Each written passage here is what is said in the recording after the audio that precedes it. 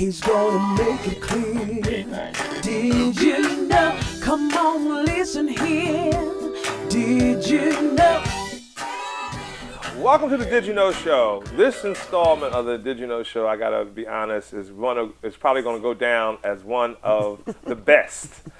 I am sitting today with somebody that we in Philadelphia, and I'm a Philadelphian for those who follow the show, somebody that is a monarch in the scene of breaking hip hop, being on the radio for 39 years, being a community activist, being that black woman in media that you turn to for the credible news, for the credible pulse of a situation, somebody that I have followed dearly for years, and in my season now of Always Best Care, she has been somebody that has, given and lent her name and her voice and her influence to a lot of things we do in the community and to our brand.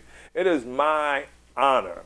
It is my absolute treasure to have on my show Bahia Clarke, better known as Lady B, radio icon.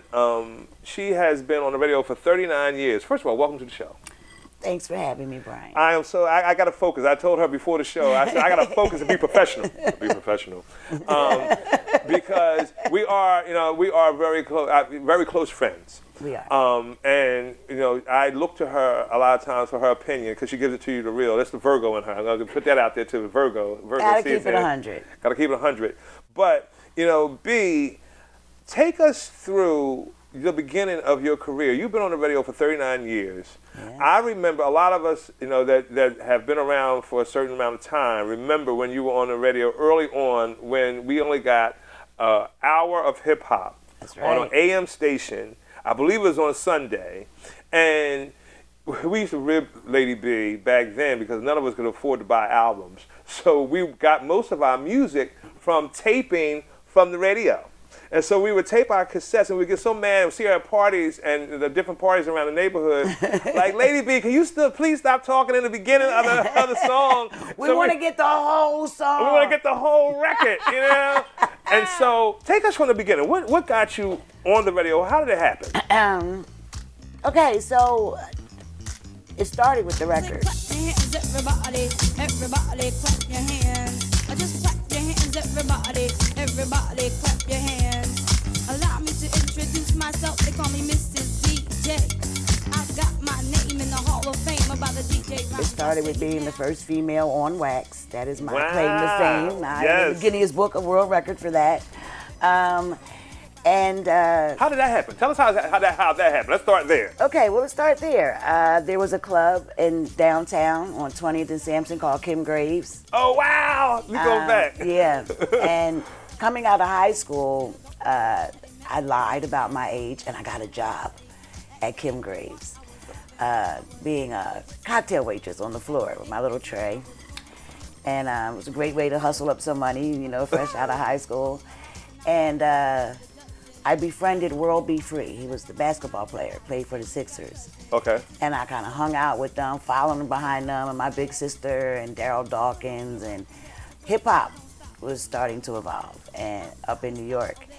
And just as a joke, playing around with them at the crib, making up rhymes and, doing our little thing, watching them do it and going up to New York and seeing these parties they were having in the projects. Like, what is this hip hop thing, this rhyming thing? So while I'm working at Kim Graves and partying and stuff, there was a DJ. His name was Lawrence Levine. Ah, Lawrence Levine. La Levine. La Levine. And he would cut those break beats and allow me to, I was just doing it as a joke or a hobby, if you will. Bust my little rhymes, put down my tray, bust a rhyme, pick my tray back up. And Perry Johnson was a DJ on WDAS in Philadelphia, and they approached me. B, you should do a record like the Sugar Hill Gang did. And I'm like, a record? Oh, wow. And out of nowhere, I called World all excited. They want me to do this record, rhyming like you do. He was like, go ahead and do it, you should do it. And I did the song. I'm in the house, just show what it's all about. I go down, go down, go down, go down. I go down from coast to coast. PJ's the man, said he's the one with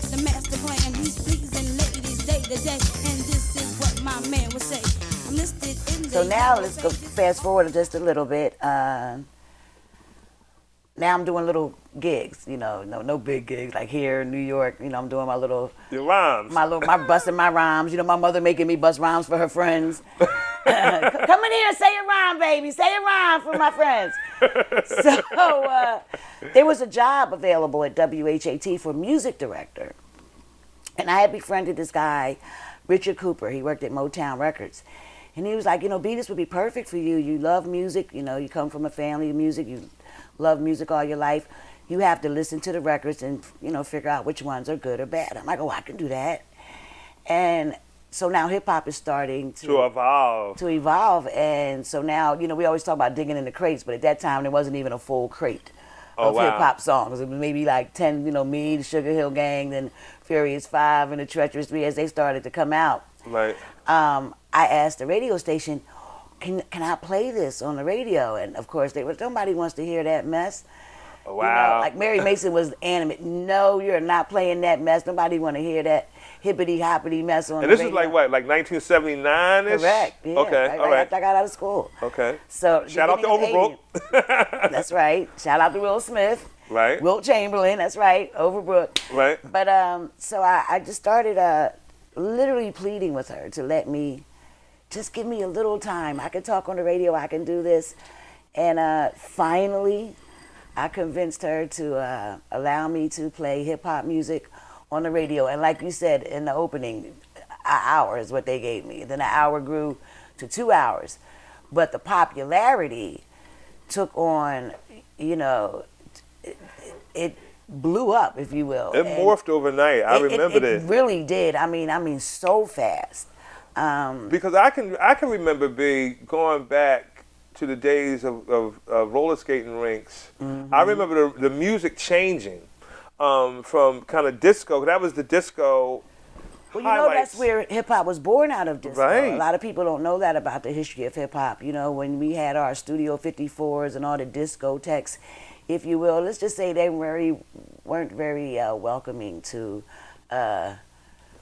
hip-hop or just regular folks at all. It was prestigious to get into a discotheque. Then you had to know somebody that knows somebody. Right, that's what I remember. The stories, they had to pick you out and then I was just watching a story about Studio 54 last night, and they were talking about how you really had to be somebody. Like you would get picked out of line literally, on how you looked and how you carried yourself. So people would literally get dressed up in their best clothes trying to get into a discotheque. So hip hop, was formed for many reasons. Number one, there was a lot of gang war in the urban community, and people like Africa Bambaataa decided to start this genre of music that would decrease some of the violence in urban neighborhoods. And it was a better solution for sure for people to battle with microphones and turntables rather than knives and guns in their fists. So it had a very positive impact on the African American community. We started, repping our neighborhoods in a different kind of way, not with our fists, but with our rhymes. That's so true, because early hip hop referenced your block. It referenced your neighborhood. You represented your hood. That's what it was. And, my rhymes are better than yours. I'm from West Philly, and the people from the bottom, and the people from North Philly and Uptown. And PSK. Everybody had to have their own little situation. Yeah. You had Hilltop, exactly. Winfield. Exactly. But that's how it started. And, and because of its popularity, with popularity comes money. Yes. And advertising. And when they realized that, hey, people are actually listening to this, and the ratings went so high so fast. Like you said, this just blew up out of nowhere. Then they started giving me an everyday show, and then more. It grew. Yeah. And then, so I remember, and I forgive me, I can't think of his name will come to me in a minute. You know him, because he talked you up when they were trying to sell me advertising for Always Best Care. But he had a reflective moment. He said, I had this little young kid that was whooping our butt on an AM station with hip hop, and like, who is Lady B? And so I think that's kind of maybe how you got from HAT to Power 99. I don't know. I remember the whole. You turned on your radio. You wanted to hear Street Beat.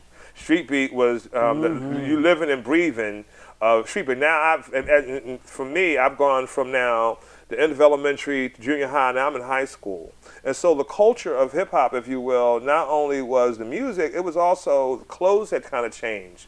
It was everything. It was everything. The jewelry, the dancing, the jewelry, the outfits, everything. It was a culture. It was a culture. The graffiti art. Yes. You had the graffiti art. Talk about that. You can't leave that out. The breakdancing, the pop elements of hip hop. The elements of hip hop. There you go. The elements of hip hop. When you think about early on, and the battling kind of morphed, and for me, again, growing up, when I look at the blueprint of my life in terms of music, when you think about the clubs that we used to go to, the after midnight, the Wynn Plaza was right up the street. Yes. And I had to get special permission. Thank you, Mom, for letting me go. What time are you coming back? Well, the party don't start till 10. And that was also a big thing, too, because even though the parties might start at 9, 10, the MCs really who were battling for the microphone, and I don't think a lot of people realize this, too, hip-hop started in a time where the DJs had the power. And the MCs were fighting over the microphone to rock the party. But the DJs in the beginning, who were the people that were deciding, they still have the power. Yes. The DJ will always have the power. DJs always had the power. Thank you for correcting me. It's all about the beat. Yes.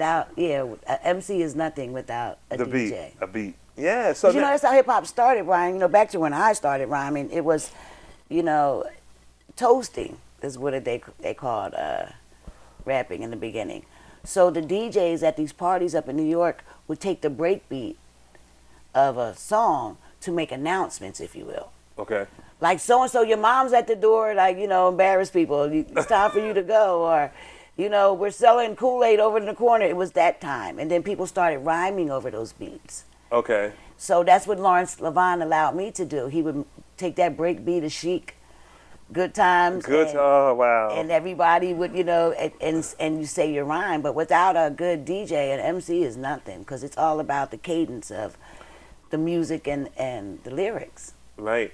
And so now you're on Power 99. Now, not only... So music... So let me tell you about that. So leaving HAT to go to FM was a big thing for me. Okay. And Butterball first approached me. Oh, wow. About coming to DAS. Oh, wow. Before I even went to Power. Yes. And were they sister stations back then? I don't even know. No, they weren't. Not right. at all. Okay, it's okay. Not at all. WUSL actually was a country station, I believe, before they turned into Power 99 and urban music. But they decided to start Power 99, and they offered me more money. And I was a kid, and I went to Butter because, my allegiance is to him. And I said, Butter, they're offering me this. He said, go get that money. Okay. So and that's how I ended up at Power 99. Okay. Let's take a quick break. Stay tuned. We're going to continue our conversation with the one and only Lady B. We're in the basement. When we come back from the break, we're going to talk about these records that you see on the wall. Stay tuned. Wow. How I met Lady B. Well, physically, I met her when I was 14. I met her behind, it was like a Fresh Press concert, something like that. I'm not sure if it was actually Fresh Fest, but it was one of those concerts where like Curtis Blow, everybody was all performing at the Spectrum. And I snuck back behind the stage, and I went and I met with her and Curtis Blow, and I asked them, could I bust around for them? And I actually bust around for them. And that's where the relationship actually began. But when I really met Lady B for the first time, it wasn't in person. It was on the radio. When she used to do a street beat, we used to always be down at the Plateau every Sunday, driving slow in the car. Well, I was in the back seat because I was like 14. But everybody had Lady B on.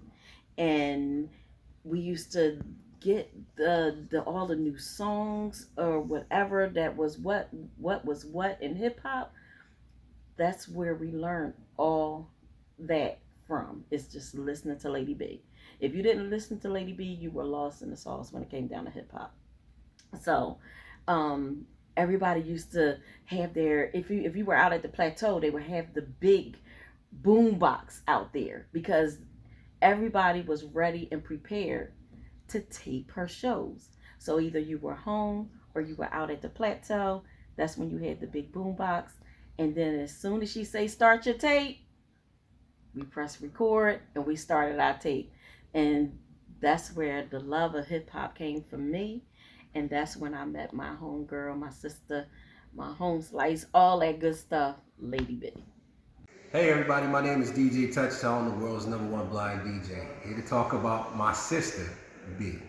So, how crazy is it that you grow up listening to somebody and then some years later you end up working with the person that you grew up listening to? That was like one of the highlights of my career. And still to this day, the fact that that is my partner and has been my partner for some years now still amazes me. I'm like, wow, the person that I used to listen to on Sundays, listening to Street Beat, hearing the latest hip hop, and the first person to play hip hop in Philly, I'm now working with that person, and we have a brother and sister connection like no other. The craziest thing ever. Did you know? Always Best Care specializes in helping seniors who wish to remain in their home but need assistance.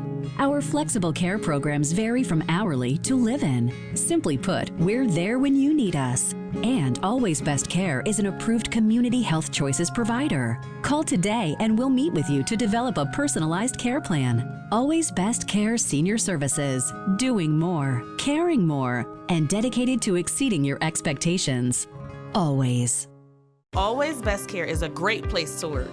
Flexibility, leadership, purpose, great benefits. There's never a dull moment. Diversity, inclusion, compasión. We love our jobs. If you're looking for a great place to work, you can join our compassionate Team Green. You can apply online at teamgreenabc.com or call 267-909-9248. Teamwork makes the dream work. Did you know? Welcome back to the Did You Know Show. My guest today is the one and only Lady B, and we're going to continue the show, if we can, talking about, okay, so now we've gone from you dropping your record. You talked about now working on the AM station. Now you gotten this offer to go to Power 99. And for me, I was so nervous.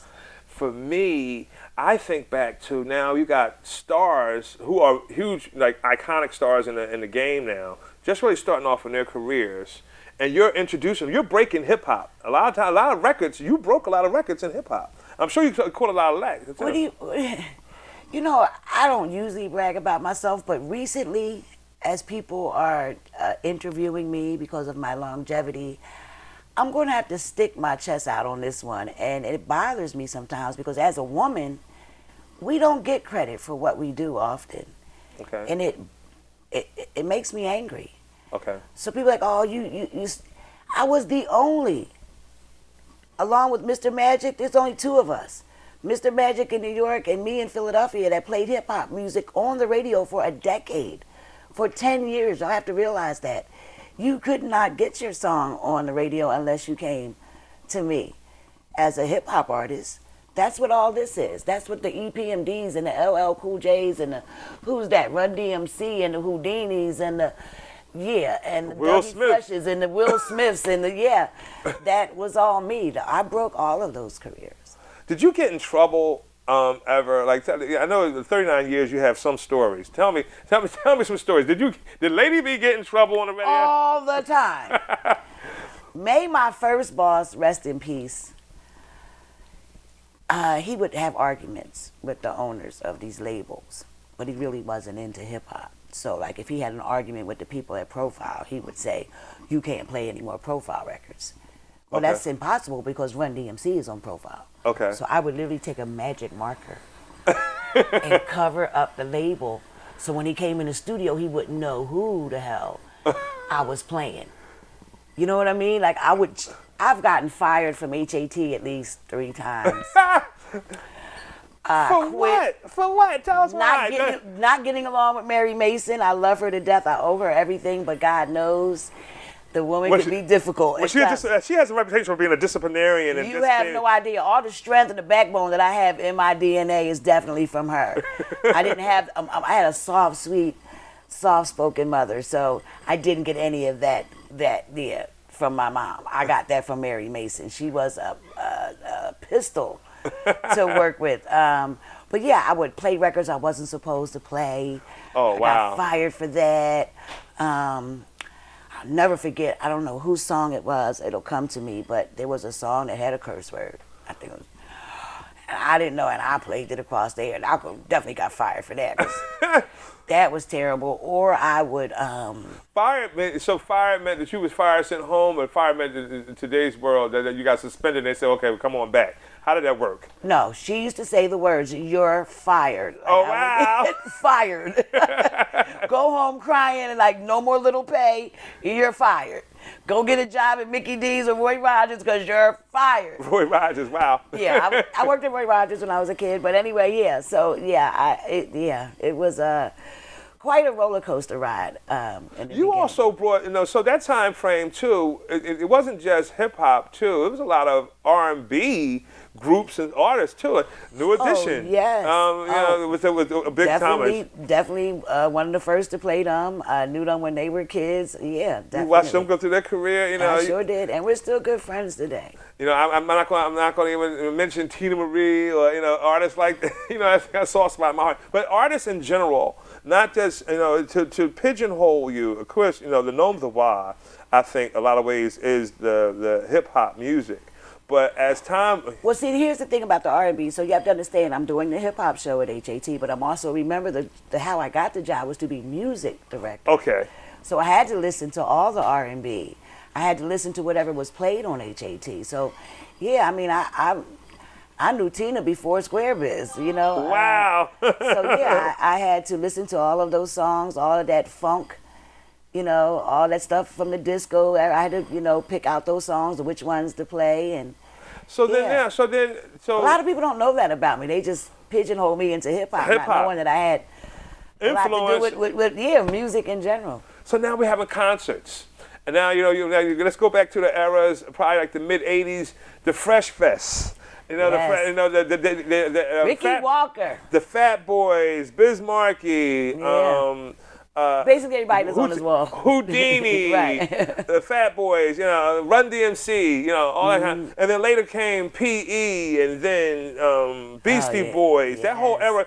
era of KRS-One and oh man, Rakim and EPMD and all that kind of. Let's talk about KRS-One. Something I didn't realize until when you sponsored the concert, when Always Best Care sponsored the concert at the Ardmore Music Hall. Right. He said some things on stage that touched me and brought tears in my eyes that I didn't even realize. But he wasn't really accepted and supported up in New York. He said that I was the one who made the whole country turn around and give him a listen because I just loved We love Boogie Down Productions Boogie so Down much. Productions. I just Whew. loved Tim and Scott so much that I don't know. I love their music, but I didn't even know that until he said that night. I'm like, wow. He said, yeah, they wasn't trying to hear me up in New York, but B, on the other hand, introduced me to the world, and I was like, wow. I didn't even realize I had done that. Yeah, he's such a nice guy, and still his concerts are explosive. He's a different kind of he's a lyricist. I don't give a lot of people that title. Some people are just rappers. Right. You know what I mean? But he is a lyricist. Like, you could literally take it's poetry. It's poetry, the teacher, the blast master. And, that's when rhyming, in my era, had a message. When you think about, Martin Luther King or Malcolm X, you think about P.E., Public Enemy, and KRS-One, because their message even then. Well, they were the first ones to come out with a conscious rap message, yeah. Because to understand, in the beginning of hip hop, we were basically just telling a bunch of lies and who got the biggest gold and rhymes. And, yeah, you know what I mean. I got a big fat Cadillac. No, you don't. You know what I mean? But we lied to say we did anyway. But Right. yeah, it was. I called it the fun hip hop. So how was it when you were hosting, because you go from radio DJ, from music director to radio DJ to now concert host. How were Well, they were kind of simultaneous. How did it work for you? Like, going from the stage from a small club to like the old Spectrum. Scared as hell. I was nervous. I remember my knees knocking. I remember my palms being sweaty. I'll never forget hosting my first Beastie Boys concert. And at that time, I didn't even know that white kids liked hip hop. Because I never got a chance to see them at the after midnights in the clubs and blah, blah, blah. Right. And when I hit the stage and saw nothing but white kids, I'm like, wow, white kids like hip hop too. This is so dope. And they knew who I was, and they were screaming and hollering, and I don't know. I remember coming home that night telling my mother, I'm kind of sort of something special. Like, people know me. I think it was the first time when I got on the stage at the Spectrum. I'm like, kind of big up in this town. Like, people were clapping for me, and it was more than 5. Like, it was a whole bunch it was hundreds of people, and they knew who I was. Like, I remember being so proud. Yeah, that was so dope, but yeah, a very scary time for me. So now we go through the years, and there have been several, and I think we were talking about that before we started, that for anybody to have a job in one field, whether it be healthcare, government, education, whatever it is, 39 years is a long time. 39 years is a very long time to be doing the same thing and loving it. I always hear you say you love what you do. I do. I couldn't imagine doing anything. Well, number one, I love people. You are a people person. And I can speak to that personally. I love music. So what better job could I have than radio? Than playing music. And then you also have a ubiquitous appeal. You mentioned, white kids. You have an appeal, and now now, even back then, a lot of people didn't realize, and you yourself freely admitted, that it was a crossover appeal way before crossover was crossover. Sure. When you think about seeing the video era, like the Yo MTV Raps and all MTV, it was a time when MTV didn't play a lot of minority people. You had Prince and Michael Jackson kind of breaking that in, but as time went on, when you had Yo MTV Raps, pop music, right? And that music, that whole era coming to be when people just realized hip hop wasn't going anywhere. Exactly, and that's what I want. It was hard sometimes for people who were not believers in the genre of music and did not understand it. I know they're shocked now to see that hip hop is universal. This is a genre of music and a style of music that has touched the globe. And we're not talking about white kids, we're talking about Japanese kids, we're talking about British kids, we're talking about kids all over the globe that love this music. So, I mean, and that's the beauty of it. I think that's what I love the most about it. It was a potpourri of listeners and people who gravitated to it that made it so awesome. It was like our own, it wasn't about being white or black or speaking English or speaking French. Everyone loved hip hop, the culture. The culture was that's what made it so dope. It just brought so many worlds together under one big hip hop umbrella. It was great to be part of it too. To be part of it, and all I can think about too, from your perspective, when you've gone from vinyl, you mentioned the Profile, crossing out Profile Records. You've gone from records, CDs to now technology. The technology has changed over the years. You've had to keep up with that. How has that been? They still call me Wilma Flintstone, let me tell you. I'm not a big fan of technology at all. I know a lot of y'all tease me because I just got on social media. Like, I am not comfortable with sharing. It took a while for someone to come in, like these cameras in my house right now, this would have never happened. Like, I don't want anybody in my personal space. I did have a separate life. I like to keep my life private. Right. But in this day and age, there is no such thing. So you had to give into it. But speaking of the technology changing, so here I am at HAT with these big knobs and cart machines. That's our commercials used to be on carts. Okay. So, like, for instance, now I would be pulling an Always Best Care cart, okay, a so-and-so cart, a so-and-so cart, and I would load these carts up into the machine and had to trigger each one when it's time for the commercial to play. The technology these kids have now of just taking a button and editing down something to make it smaller or shorter. I literally had to reel that I had to wind with my finger, put the tape on the thing, mark it with a wax pencil, cut it with a razor blade, stick it back together. That was an edit. Oh, wow. That was an edit. You remember? See, the camera guys know that was an edit. So to go from doing that to do a commercial to just going tap, tap, tap, tap, tap. And I watch you in the crazy. studio. It seems like it's a lot behind that. I mean, you know, you have. Listen, I did it. I got hired at Sirius Radio, satellite radio. Okay. I'll never forget. My first interview at Sirius was with Dougie Fresh. And I remember I had a sweet little Italian lady who was my boss, Maria. She says, "Oh, Lady B, before you leave today, I'm going to need a copy of that on CD, MP somebody else, and da-da." I was like, well, wait, what? My train is at 9. I don't have time. "Oh, no, sweetie, you just push that button, push that. They'll all record at one time, and you just pull them out the machine." I'm like, "Excuse me?"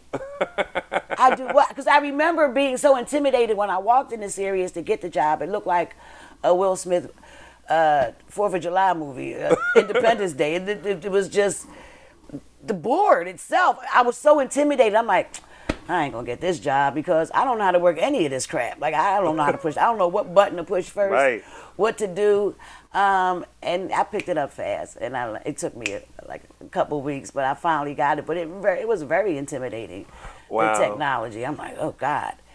It still cracks me up now that we can literally sit on our phones and look at each other and talk. Cause you've coached me through cutting commercials and spots and things like that. And I think about when I'm in the studio with you and I'm watching and I visit you in the studio, you and shout out to DJ Touchstone. You know, you guys. You know, it's so much going on at once. It's like, how do you keep up? And your timing has to be correct. You got advertisers got to fall in certain spots. They call things like me new to media. Because I'm a business guy, so being new to media, you have things called traffic. Like, what does that mean? Like, we're not driving. No, you got traffic of the order of the commercials. You know, like two competing companies can't be. There's a whole department that handles that. Two competing companies can't be in the same kind of time frame. That kind of thing. That's right. I've learned a lot watching yourself and some other folks. But you're in the community. Let's talk. Let's change the shift of the conversation. You do, and over the years, you've been interwoven in the community in a very special way. We will not sit here and not talk about you being a black woman in media and what that means, but from a current it still events, means we're underpaid. I'll tell you that. Okay. In comparison to our brothers, Okay. I will say that Okay. it's still a problem. Okay. Yeah. And then you get involved with different things. Like over the years, we've done our old school skating party for Lupus Foundation. I love doing those with you. And you do your old school concerts. You do you have the B Nation that follows you.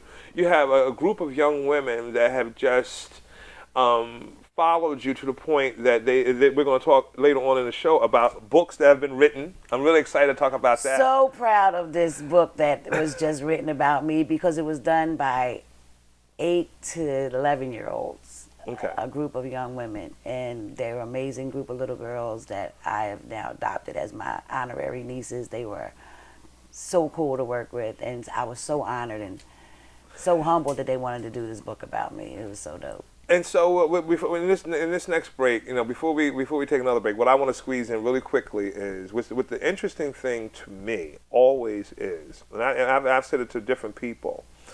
It's not just that you have a ubiquitous appeal and you have an intergenerational appeal. And what I mean by that is your segment, your show in this season right now is old school. But there are so many young people that follow you and have gotten to be reacquainted with music that they didn't grow up with. You have reintroduced. I'm gonna tell you why, though. You have reintroduced the OJs, the Commodores. Some the groups. Confunction, Breakwater. All these groups that were 70s, 80s, 90s. Some of them are still performing, but a lot of this music is being reintroduced to a group of young people that really didn't even know about it. You want to know why? Yes, go ahead. Because I figured it out. Okay. So I'm at the Universal Soul Circus one night. Okay. And this group of children start running towards me. Lady B, Lady B, Lady B, can we take a picture? And I'm like, why do these children even know who I am? I know they're not listening to old school music. I know they're not listening to this classic R&B and stuff that I'm playing every day. And then it dawned on me, just like you said when we were having a conversation earlier about being raised by your grandmother. Yes. They're in the car with my mom and Pop Pop. Right. That's what you have to understand. So this is a voice. Just like I know Rick Williams because I watch Channel 6 News, just like it's a part of my daily routine. I know that's who I'm going to hear in the morning when you know what I mean, in the afternoon when I watch my news. It's the same for these children. So if you're in the car getting picked up by my mom and papa to go to school, to drop off, you hear me. Because it takes a village. So now I'm a part of your day. So now, you know, all the people that run the daycares, they're listening to the basement party. So, yeah. So the kids know it. That's how they know it. And they start liking the music. You'd be surprised how many young kids call my show today that want to hear a song. I'm like, you weren't even born when that song came out. But they know it. They know it. From being in the car with their mom and their mom and papa. We played Gladys Knight around my house like she was family. Exactly. I can tell you every Nancy Wilson, every Dionne Warwick, because my mother. Manhattans. I met Nancy OJs, Wilson. Roberta Flack. Like she didn't understand. I had the honor of meeting her at the Dell. Okay. And I said, you know, Miss Wilson, you remind me of being ill. She said, excuse me? I said, whenever I had a bad cold or I didn't feel well, my mother would come in there with that Nancy Wilson on the turntable. We had a little turntable in our room. She would put it on and give you some chicken soup and rub that Vicks on your chest, and life was better. If I could just hear Nancy and get my soup and get my Vicks vapor rub, then I knew the next day I would feel better. Wow. Let's take another break. We're going to take a break. We're going to come back and we're going to talk more with Lady B about the book that these kids wrote. These books, plural. Well, it's just one book that the kids wrote. The other book is The B Nation, and I want to talk about that. They made this book for me for my 39th anniversary. Okay. Let's take a quick break. We're going to come back to the other side. Today's show is, as you know, is sponsored by Always Best Care. I'm enjoying this show myself. I got, again, focus, be professional. We'll be right back. Stay tuned. Don't go anywhere. Let me tell you a little bit about my experience with the legendary. And when I say legendary, I'm talking about the godmother of hip hop, the Lady B, the one I grew up off of. I can remember when growing up, being little, when my mom had the opportunity to really be off during the weekday, me coming home and I'm hearing this sound. And it's the sound of hip hop. And it's this woman that's on the voice that's coming through the speakers. And the sound of what I hear, I'm saying, Mom, who is that? My mom is saying, oh, that's Lady B. I'm like, Lady B? Mind you, this was back in 1984. Like, I was like 9 years old. Growing up off of Lady B, who I have the opportunity to say that you are my sister. 5 years ago, when I'm seeing her on the stage of Platinum Productions, and it's like, that's Lady B. That's the one that encouraged me. That's the one that uplifted me. That's the one that gave me that peacefulness that what I needed during those times. So I thank you. And I congratulate you on 39 years. My sister, I love you. Hey, what up, people? What up? Legendary DJ Gary O, Philly. So I want to send a shout out to Lady B. Listen, we started this whole game, this party. You talk about the best host that you ever had as a DJ. You always got to have a host that's right there with you. Lady B is always right there with you. You ain't got to say nothing to her. All you got to do is play the music. Play the music. B does what she does. That's why I love her so much. We've been doing this for like 39 years together. We've been Philly all day. And I love her. Continue what you do because you do it the best. Lady B. Salute. Saturday afternoons, gathering around the radio, listening to WHAT. This was the most exciting thing to do because the Lady B would come on in the afternoon and we would like just gather around the radio and listen to her. The other was, and she's in the Guinness Book of World Records, she's the first female to record a rap song, which was To the Beat Y'all. I love that song. It was one of the first records that I bought. They were my first memories of her, and now to think, 39 years later, we are such great friends. I love her. Did you know Always Best Care specializes in helping seniors who wish to remain in their home but need assistance. Our flexible care programs vary from hourly to live-in. Simply put, we're there when you need us. And Always Best Care is an approved Community Health Choices provider. Call today and we'll meet with you to develop a personalized care plan. Always Best Care Senior Services. Doing more, caring more, and dedicated to exceeding your expectations. Always. Always Best Care is a great place to work. Flexibility, Leadership. Purpose. Great benefits. There's never a dull moment. diversity, inclusion, compasión. We love our jobs. If you're looking for a great place to work, you can join our compassionate Team Green. You can apply online at teamgreenabc.com or call 267-909-9248. Teamwork makes the dream work. Did you know? Welcome back to the Did You Know Show. Joining us on the set is somebody from the B Nation, somebody special, Shantae. Welcome to the set. Thank you for having me. B, tell us about the B Nation. How did the B Nation? And then let's get into the book. Let's talk about the evolution. right, Because you got the first B of all- Nation on your shirt. Right. First of all, a lot of people think because I'm Lady B that the B Nation is about me. It's not. Okay. It's about a community. It is about a village of people. It's about anyone who actually listens to my show and believes in what we believe in as the B Nation. But it started with one of my listeners, Rockweiler, start calling all the listeners the Beehive. And I'm like, you're going to get us sued because that's Beyonce's thing. We can't be a beehive. So then he started, coming up with the B Nation. And I was like, what a great way to put a spin on being the best you, which is my logo that Shantae is wearing today. It says, be informed, be kind, be proud, be grateful, be happy, be positive. Okay. So that's what the B Nation is all about. It's about a way of living. Okay. And to be the best you that you can be, whatever it is, be the best at it. If you clean floors, be the best at whatever you do. So that's what the B Nation is all about. It's about being your best self.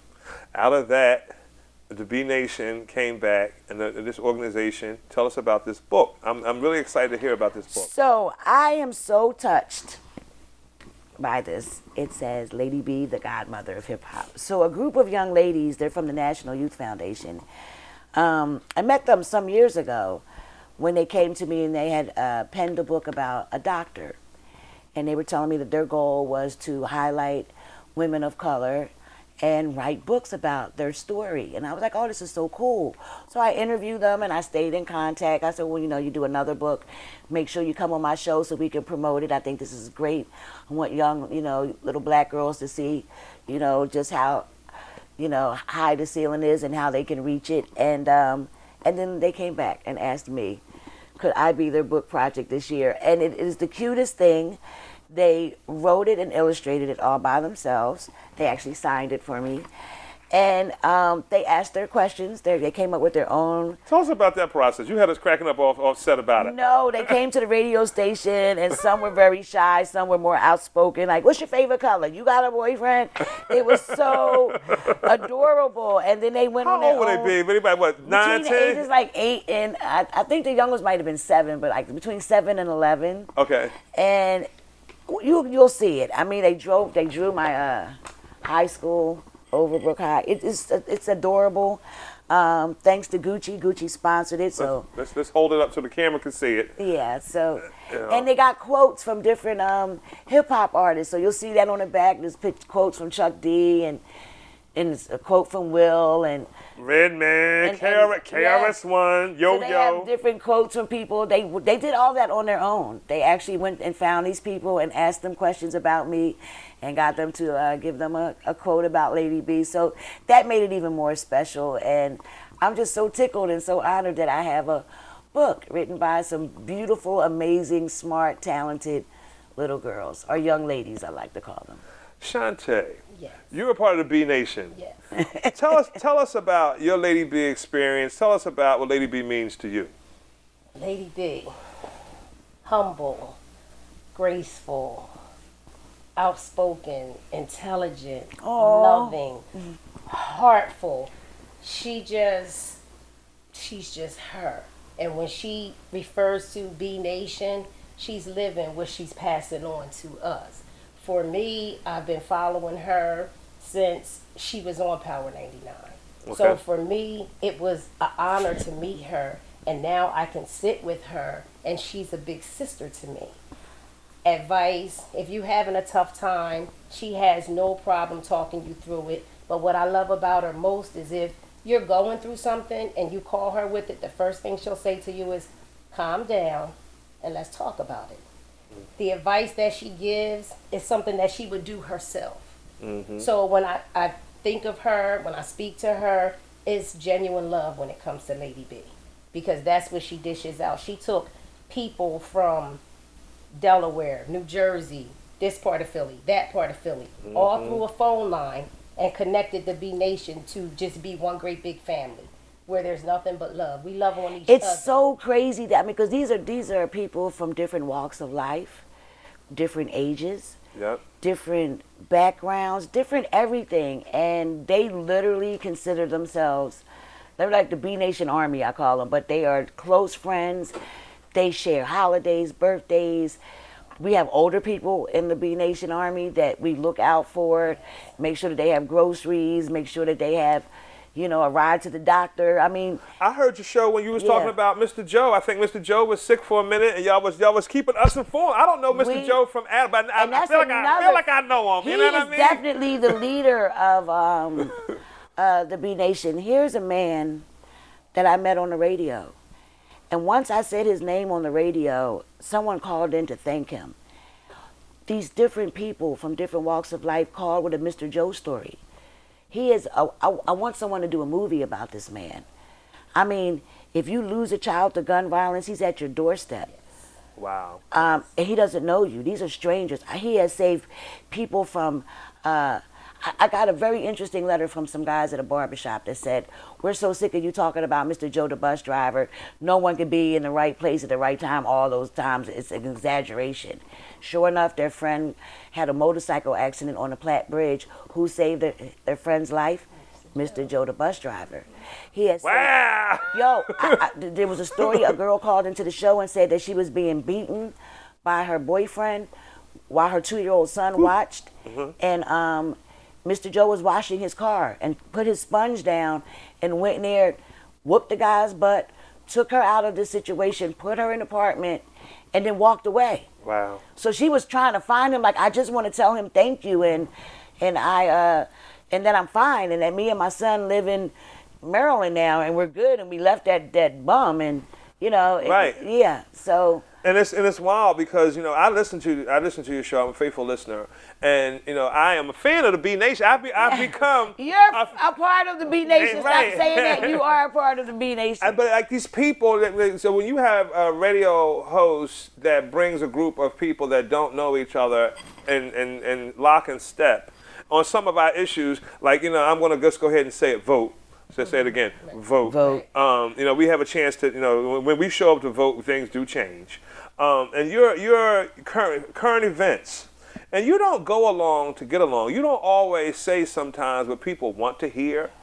Say that you deliver the tough message that we all got. Sometimes just say, you know what, put on your grown. I'm not trying to be your mother, but I mean what I say, because Right. a lot of people need to hear it. And we do, and so, you know, from that perspective, when we talk about Lady B, what do you want to do? What are some of the things you've accomplished, but what are some of the things you would like to accomplish?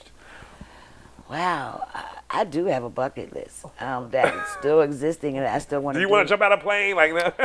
No, I don't want to do anything that daring. I'm too old. Yeah, 39 years. You know, you don't want to do things like that. I want to live as long as I possibly can. But no, I do want to. I plan on working with seniors. Okay. In the very near future. You know, when I took care of my mom, I noticed that a lot of these senior living facilities are just not up to par. I just feel like in a lot of ways that our elders are not respected enough. And I feel like they've done so much.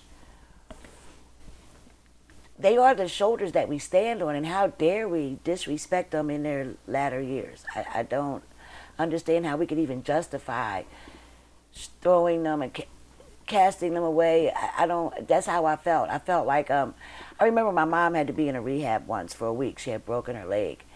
And I remember feeling bad that no one was visiting their grandmothers and their mothers. Like these, I had been there a week and I didn't see one person get a visitor. So now I'm went out a bunch of flowers. Now I'm in every room giving out flowers to everybody because I just felt like they weren't getting the love. And I don't know these people's situations or whether they even had children or there were children that were neglecting them. I don't know. Maybe I shouldn't say that. I just felt like they weren't, I don't know, loved enough and respected enough. And that's something I want to definitely do. I also want to bring back the after-school programs on a bigger level than what we're doing now. With funding being cut back so much, you know, the idle mind is the playground for the devil. And I think if we gave our children more to do and open them up to a whole world of things that they just don't know about, even with all the social media and the technology, I think we don't introduce them to enough, and that's why they're wayward and they don't know what to do with their lives because no one's giving them any direction. So those kind of things, like I want to open up a rec center, a Lady B rec center, someplace where a haven where you can come and know that you're safe and that you can learn and you can be yourself, celebrated for Right. being yourself. You know what I mean? I would love to work with children who are shunned because they're gay. I love the work that people are doing now with that community. You know, I cringe when I think about how many children commit suicide because they're afraid of being themselves or not being accepted. And I want to be that person to let them know that whoever and whatever they are, that they're special. There's something to be said when somebody's around, Shantae, that's for 39 years. You know, because I have in this season of being an owner of Always Best Care, I have been close to your Patty Jacksons, your Frankie Darcells, your John DeBellas, if you will. But Lady B, when you're there, like, you know, she's my big sister. I remember calling her like, B, I want you to go skating with me. She's like, Brian, do you realize I ain't been skating at 20 years? I said, I know you still got your skates though. I know you got, and she did. You know what I mean? Like you're somebody that, you know, you can shoot an idea to her, and she is careful with your feelings, but she gives you, again, the tough message. I don't think that's right, Rob. You're like, look, I don't think that's your season. You should tweak that a little bit, do something like that, and that's kind of what you hope for and that you get. I'm a fan of the show, and I love the way B Nation has come about. Shantae, what do you want to do with B Nation? Get your ideas. What are some of the things you want to do with B Nation? I want to fall in line with the vision. Okay. And wherever I'm appointed or wherever I'm needed, I just want to be there and be, not just be there, but be the best person I could be in doing whatever it is that she wants. She's already got the heart and the spirit. She is always there when someone is having a problem. She's the first one to jump, to raise money, to help out, to bring you. The village. You have given our village. You have given our village a name and a purpose and a vision. And again, I'm so thankful for you just sharing some time with us. And you know, and then for me again, being a fan and also being embraced in the B Nation, this is really special to me because you know you're somebody. From my perspective, and it's hard sometimes, even as a black man, I'll go ahead and say it, to be vulnerable to somebody. Yes. I mean, we're not romantically involved, and you're not really a family in my blood family tree, but you're somebody that I say that's in my village. Yes. That I can come and just give you something that's on my heart, and know that you'll take it and it'll stay there. Mm-hmm. And that's what I think. That's why you've been around, and you're going to continue to be around. That's being a good friend. Yes, yeah, it is. And friends don't tell. Right. And see, a lot of people like stuff watered down and sugar coated, but she's where she is today because she didn't water anything down and she didn't sugarcoat anything. To a fault sometimes. Yeah, it's the Virgo in her. Yeah, but she was who she was, and this is where it has taken her. 39 years later, I see legendary, icon, humanitarian. You know, I see all of this in her. I love this lady to pieces. She's gonna make me cry. And look, we're rounded down. I want to remind people that I am on the radio Check me out on Saturdays, 4 p.m. on WRD Radio, wordradio.com. You can check me out on social media. And you can check my company out on social media, ABC_Philly, ABC_Delaware. But today I want to focus, and I would be remiss if I did not kind of end the show in the spirit of letting people know what kind of brick foundation you are to hip-hop music, to young artists, to young artistry, and let's kind of go out on that outro. Because I hear you talk about it, but you're very careful of the artists and that kind of thing. What is some of the advice that you can see? Because so many people that want to get out there, and it's a different way to get out there now. It's not so much. I was going to say, look, I don't know, because in this day and age, Brian, you can become a YouTube star. A YouTube person, you're like an IG person. It's not like when we started. You're getting spins. You got to get likes. Going to see program directors and music directors to get your song on the radio. I mean, people still do that.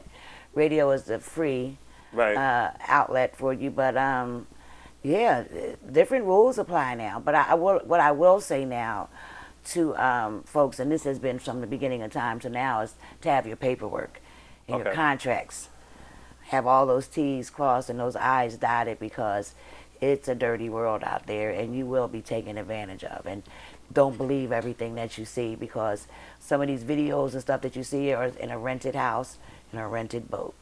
And some of these people look like they have a whole bunch of money today, and in a couple years they're broke because they didn't cross the T's and they didn't dot the I's. Still a lot of bad people out here in the world. Be very careful about what you sign your name on and who you give yourself to. I think that's the best advice. And I want to say that, since you keep calling me your big sister and your mentor and your friend, I am so proud of you. Oh, thank you, Brian, and what you've accomplished. And I don't just always support Always Best Care because of it just being, a caregiving company, because there's a million out there. But I think what you do and your company does, you do it with integrity. And I think you do it from the heart. And that is the reason that I am so supportive of you and what you do. And now you're doing TV, and now you're doing radio. Don't get me emotional. Don't get me emotional. I gotta just be professional. So proud. No, I really am. Thank you. Proud of what you've accomplished. And I see only bigger and better and greater things in your future. I'm proud to call you a little brother, and I'm proud to be your friend. Right on. All right. That's our show for this go round. Lady B and I and Shantae, we could talk probably for another 2 days about the goings on. I think we got the point across. Again, tune in on Saturdays at 4 p.m. Check me out on WRDradio.com or 96.1 FM. All right, that's my show. That's what I'm sticking to. Today's show has been brought to you by Always Best Care. Check us out at teamgreenabc.com. Thank you.